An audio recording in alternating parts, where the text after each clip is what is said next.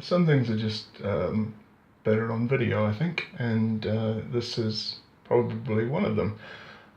This is the wiring for the light and extraction fan system in a house that's owned by the New Zealand government and rented to me, a little bit amusingly, by the same ministry of the New Zealand government that administers New Zealand's, among other things, building laws and electricity laws. It's called the Ministry of Business, Innovation and Enterprise, or MB.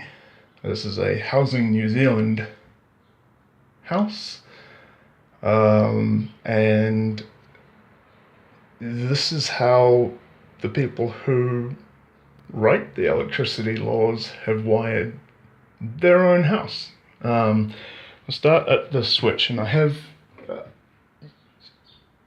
done a little bit of remediation on this previously, but aside from that, this is as I found it when I first looked at it.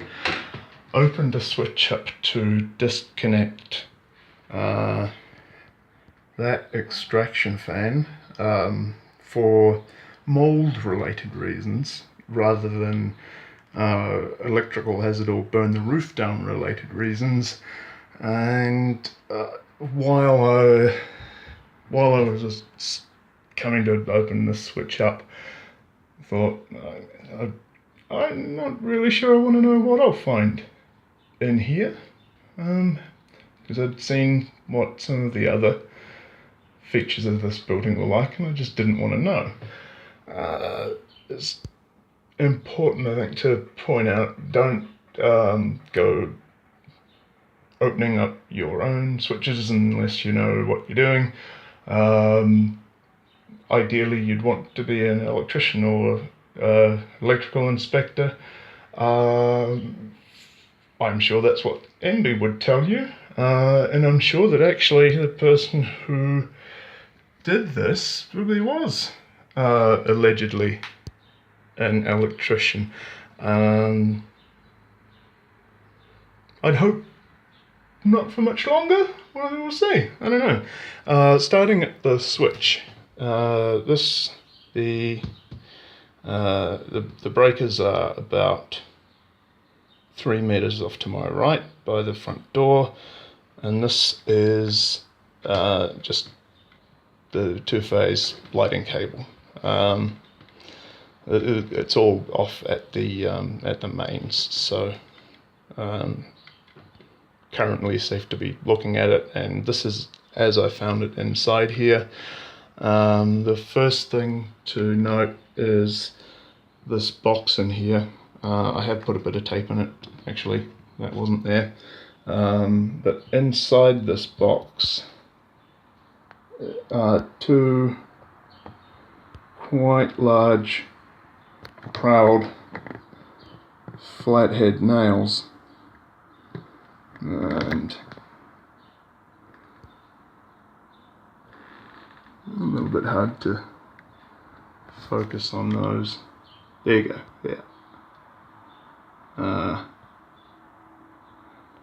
And then the other one up there. And this box is called a flush box, probably has some other names, and not the greatest one.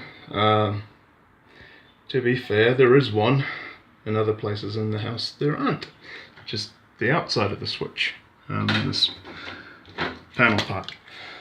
For the range hood there's just this, well there was just this. There's now not this, and a lot of disconnected wires and electrical tape.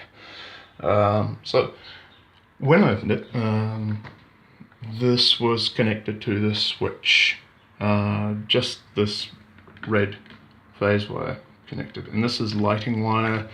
As far as I recall, it's still totally fine to use this in New Zealand for lighting. It doesn't need to have earth ground connection for lighting, and you know, that's fine. What's not fine is leaving exposed copper in the switches, and if I can recall correctly, these were somewhat proud of the terminals. What's also not okay is that in cutting this outer plastic sheath, they managed to cut the insulation around this black wire here, or neutral wire if you like, the other phase wire, and that, just this one switched both the light, which was this 20 watt fluorescent bulb here, as well as the extraction fan. What else? This plumbing, this is all, you know, metal plumbing, and it is connected to the ground. The tub, that's metal, and in the tub,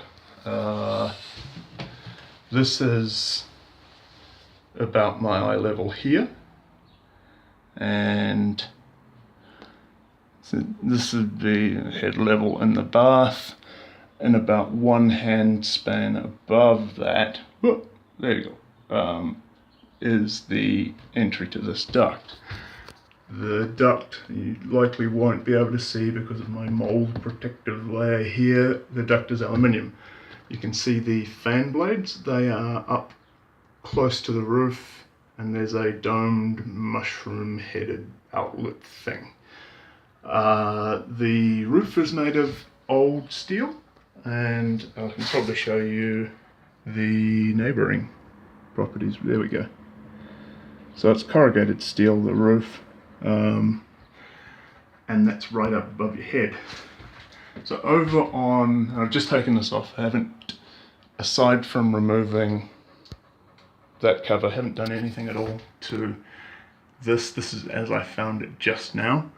This is the light enclosure that was hooked up with another loop inside the housing there. You know, this off-the-shelf kind of item, and it's fine with a connection through for the bulb, so that was connected into that. What's more concerning is I kind of expected it would be this way, to be honest. The fan is just connected in parallel with the light, and controlled by that same switch. And in this cable here, you can see that there is in fact an additional green wire, and of course the green wires are one of the colours that you use in New Zealand to connect to Earth, to the ground, for some quite good reasons, like not dying, and you know, pretty important in the bath to have a path to ground that doesn't go through your head and heart.